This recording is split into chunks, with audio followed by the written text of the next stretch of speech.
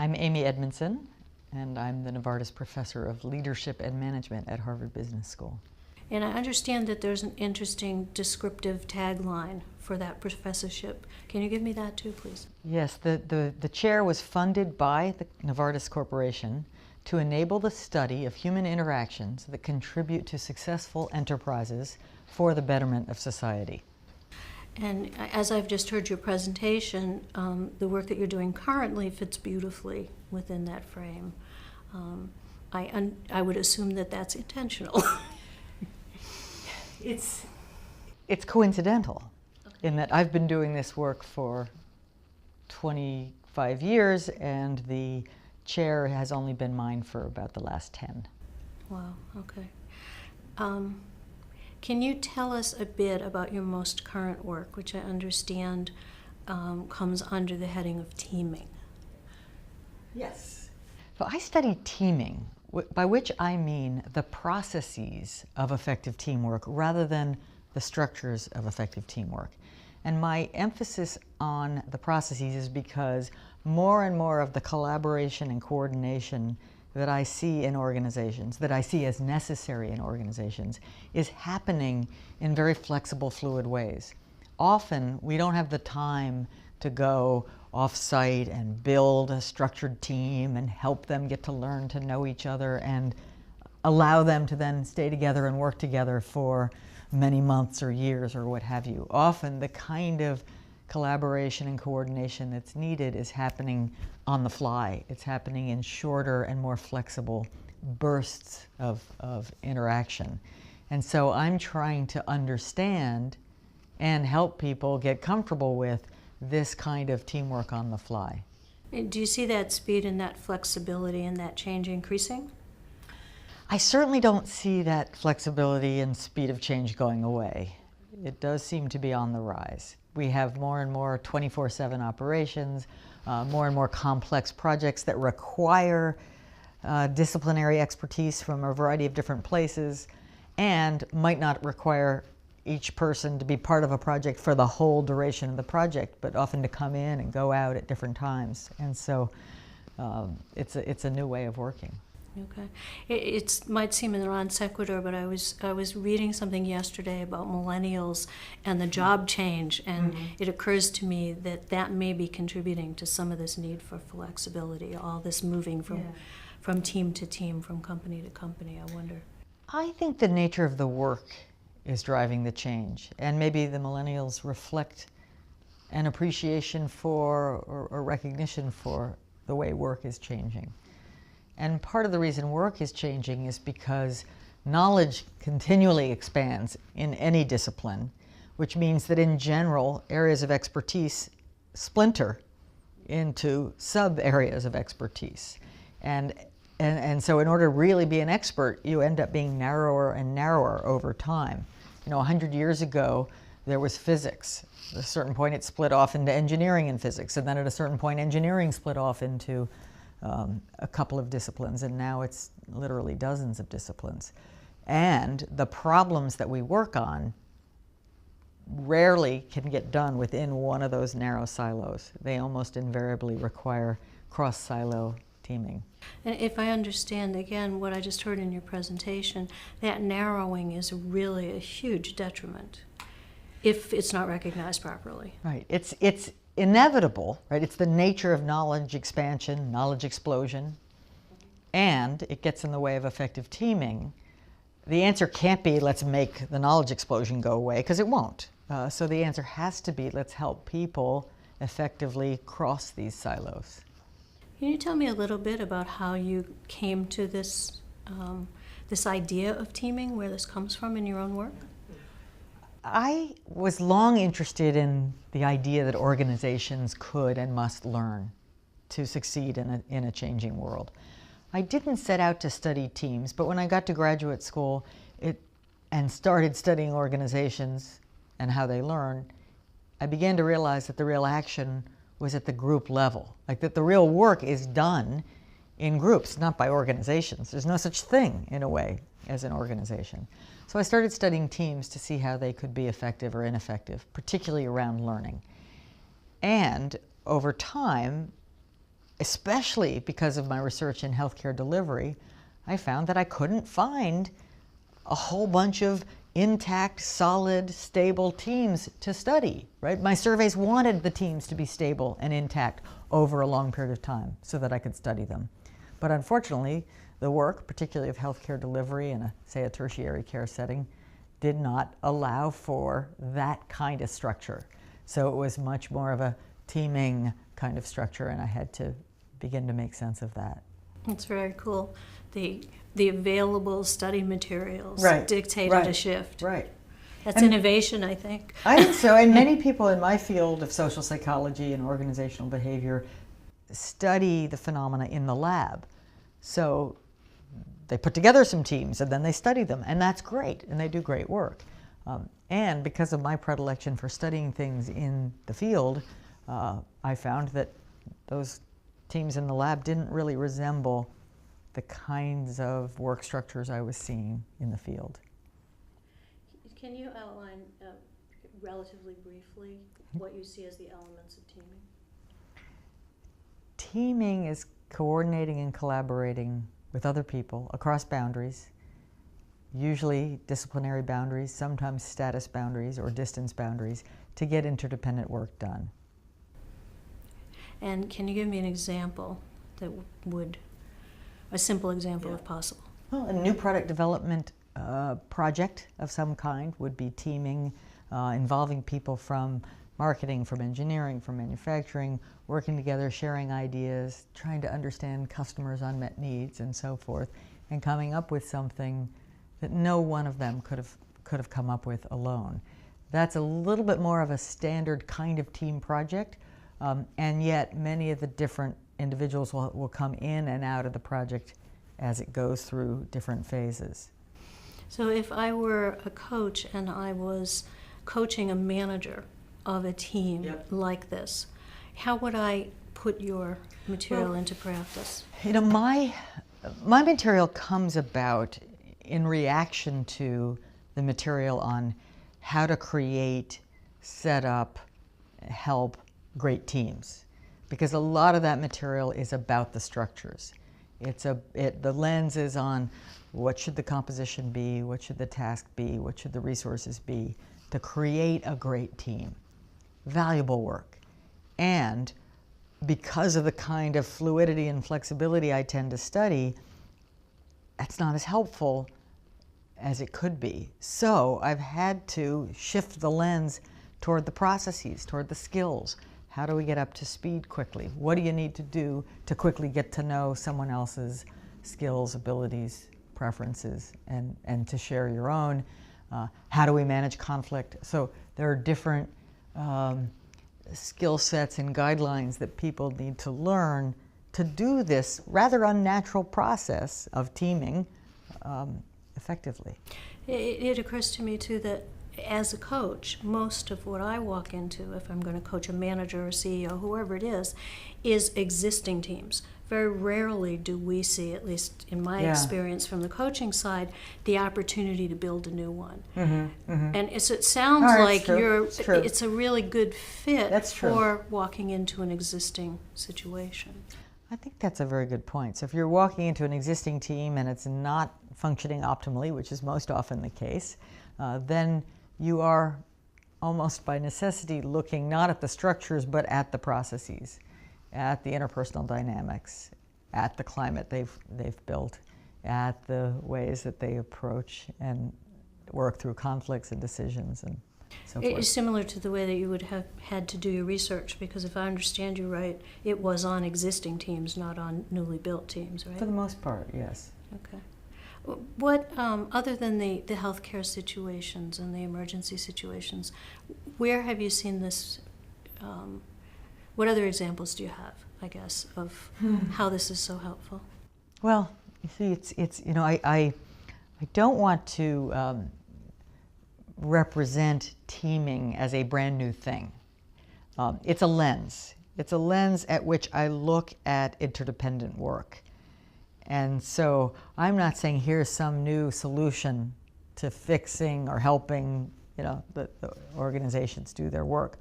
I'm saying this is by necessity going on and most of the time it's suboptimal. So how can we make it better? Okay. It's a really good distinction, thank you. I think that makes a lot of sense.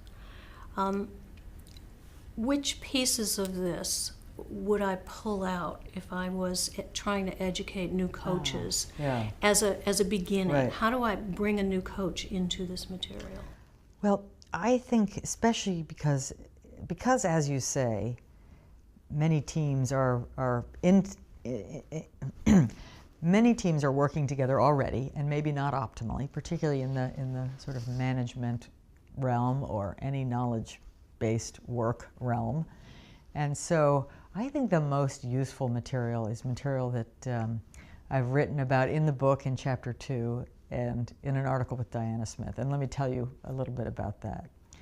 So there are three practices that I think are always essential, and you always have time and opportunity to practice them. And I refer to them as manage self, manage conversations, and manage relationships. And I would argue that really spending time thinking about and working on these practices or disciplines would enable any existing knowledge-based team to do better. Manage self is about getting my own emotions in check, being aware of them, using them to provoke curiosity rather than frustration, recognizing that I'm not always right, even though my brain lies to me and tells me that I am right and other is wrong.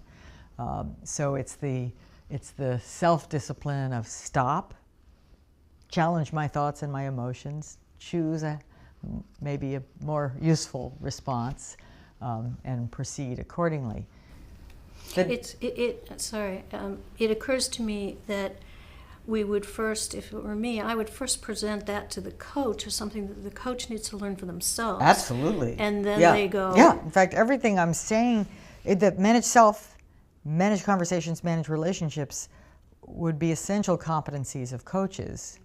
And what they're really trying to do is enable the team to be able to do that themselves.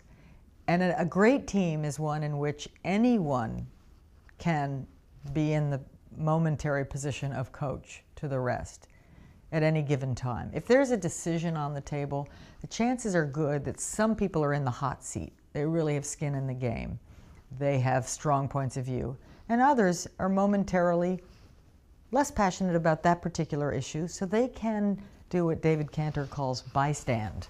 They can be observing. They can be trying to make sense of it. And because they're not in the hot seat, they're actually able to play a more coaching role. So the second discipline is manage conversations. And this is necessary because, full stop, conversations don't manage themselves, right? We think they do. They don't. They go awry in all sorts of fascinating ways. They rarely come to the best possible solution or decision by themselves. They have to be managed. They have to be managed for the balance of advocacy and inquiry. They have to be managed for the going down the ladder of inference so that we better understand the conclusions we make and how they're connected to data. Managing conversations can be done by anyone, but it has to be done, I would argue. And I think it's a skill.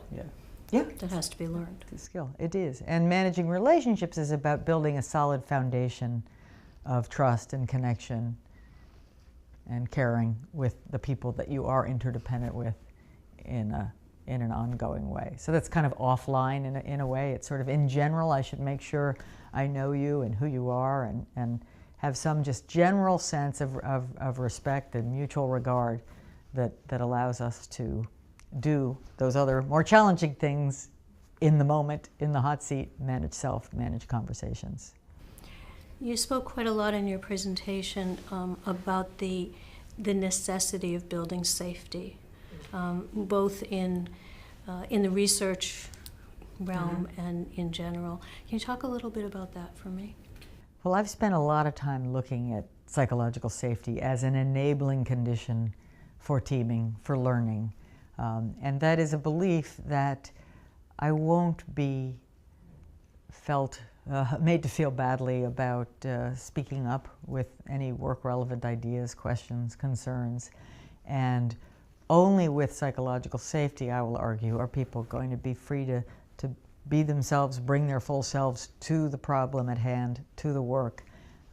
It's not a given, psychological safety at work.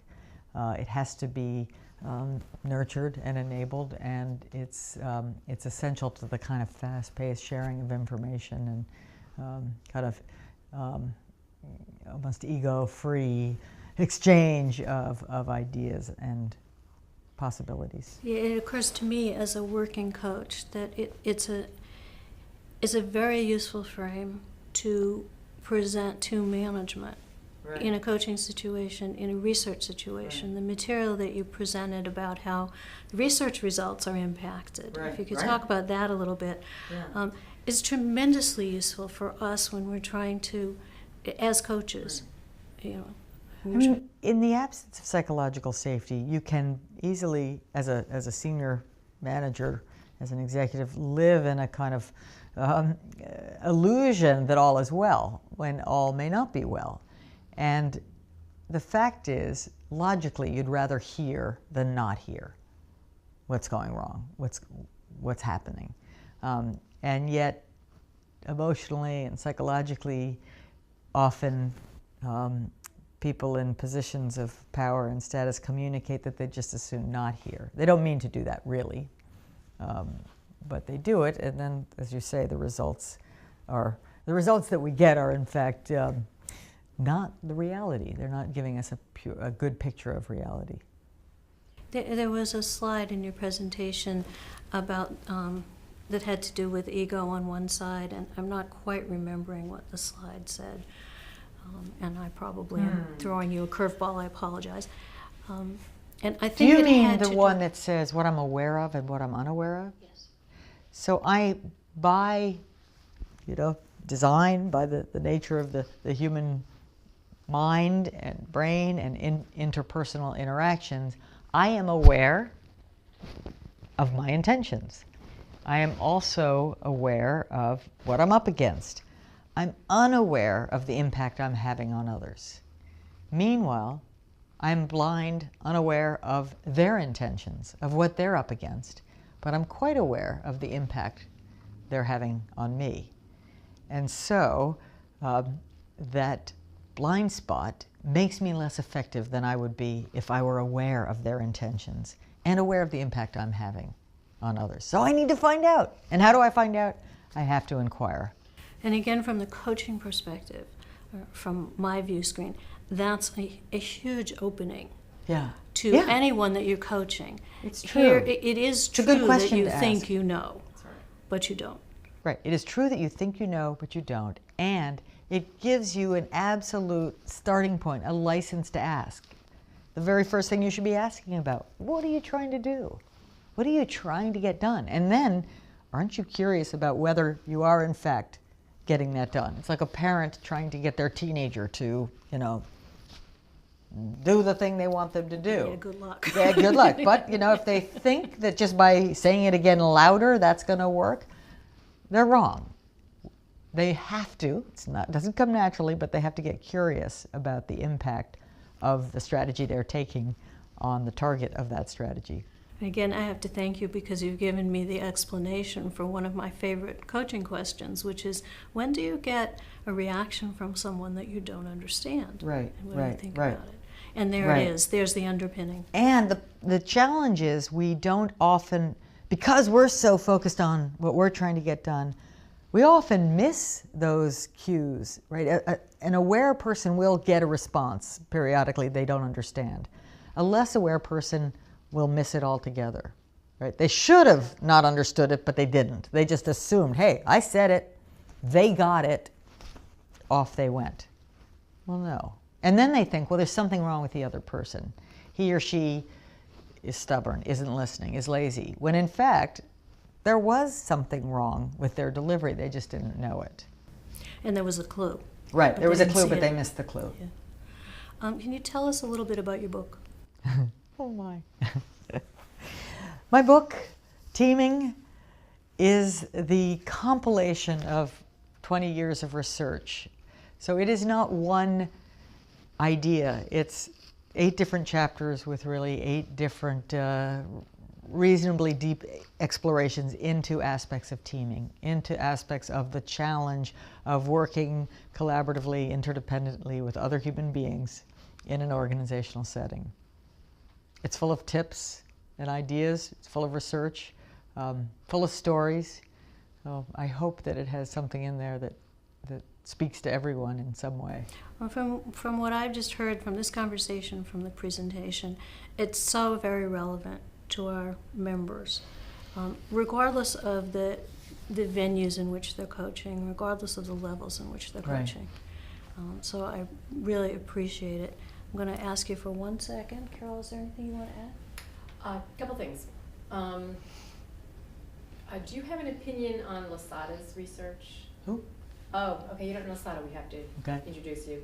He does coding of utterance units and optimal performance teams, is based by customer satisfaction, profitability, and performance reviews, looks at the ratio of positive to negative. So he's the 3-to-1 guy. But what's always overlooked is he also does advocacy inquiry. Right. That the ideal was 1-to-1. Right. Okay, so but it's rarely 1-to-1 in reality. Right. I mean, exactly. Yeah, it would be the ideal. The other thing is we're trying to appeal a little bit to people interested in research or theory.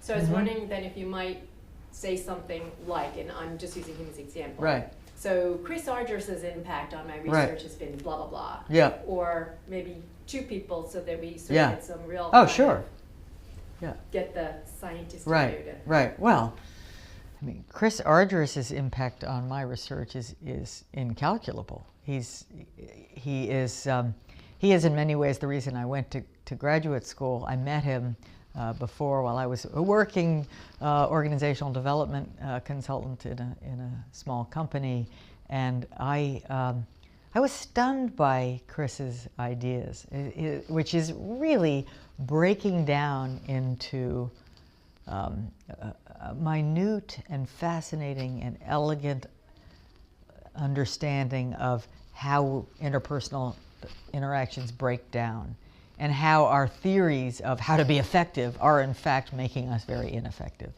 And I think he's just done extraordinary work. He really discovered, in my view, the DNA of interpersonal interaction in tough, what we now call difficult conversations, and where it breaks down and particularly blocks learning rather than enables learning.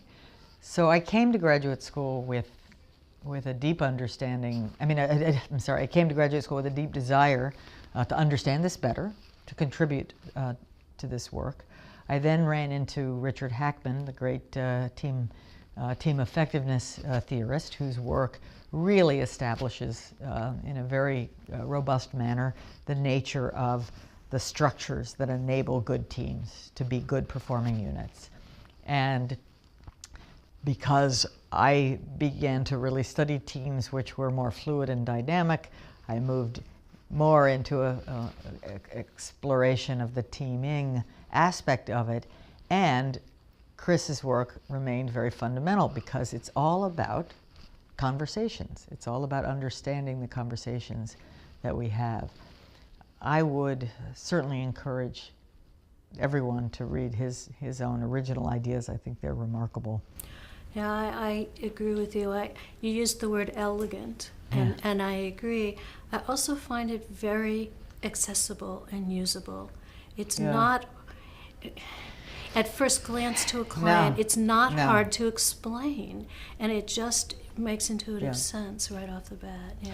And I do think that Phil MacArthur, who's here today at the conference, and Diana Smith and Bob Putnam, who were students of Chris Argyris at Harvard, did a great deal to break it down into far more usable, actionable pieces.